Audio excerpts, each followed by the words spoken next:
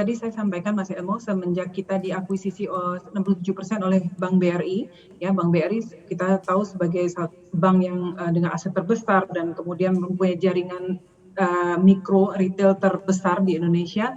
Kita kemudian menyesuaikan visi kita untuk menjadi leading retail brokerage di Indonesia. Kita sudah banyak melakukan kerjasama dengan BRI, baik itu menginvestorkan karyawan BRI ya, membukakan single investor identity menjadikan nasabah di pasar modal. Kemudian kita juga banyak bekerja sama dengan wealth managementnya BRI.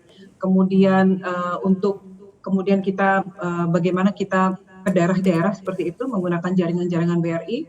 Dan kemudian untuk beberapa bisnis yang lain ya, untuk advisory juga kita banyak sekali alhamdulillah di saat seperti ini Danasa Sekuritas masih banyak mendapatkan proyek-proyek advisory yang ya one of the best untuk advisory baik untuk BUMN maupun swasta. Kemudian restrukturisasi debitur-debitur perbankan juga kami lakukan. Dan juga kami akan tapping ke nasabah syariah juga, Mas Elmo. Ini menjadi satu visi yang kalau kita lihat pemerintah sangat semangat dalam pengembangan investor syariah di Indonesia. Dan harusnya juga tidak mau ketinggalan, kita akan serius garap untuk investor syariah. Dan juga untuk penjaminan, kalau kita lihat tadi, kita lihat di Bursa Efek Indonesia sebetulnya sudah jumlah dari perusahaan-perusahaan yang melantai di bursa cukup lumayan tahun ini.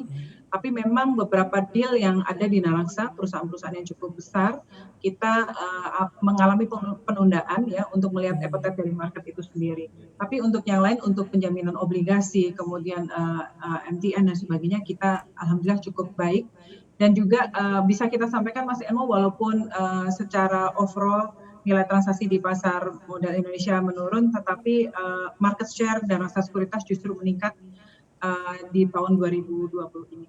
Nah, ini menarik Ibu Kiki kalau kita berbicara mengenai penjaminan obligasi dan MTN yang menurut Anda cukup baik. Ini trennya akan seperti apa sih Bu kalau kita berbicara mengenai bond market, khususnya obligasi ini, potensi penerbitan berikutnya menurut Anda akan di mana? Karena situasi bisnis pun sedang tidak begitu bersahabat.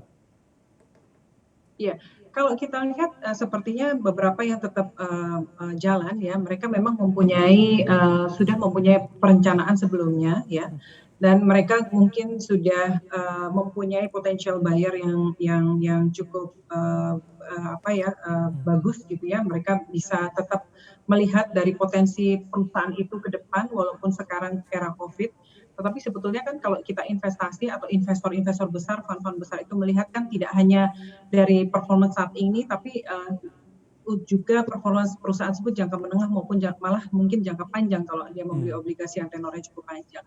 Seperti itu. Jadi kalau kita melihat confidence cukup ada untuk perusahaan-perusahaan dengan rating yang baik ya, baik itu dari rating Indonesia maupun dari rating luar cukup baik Mas Elmo.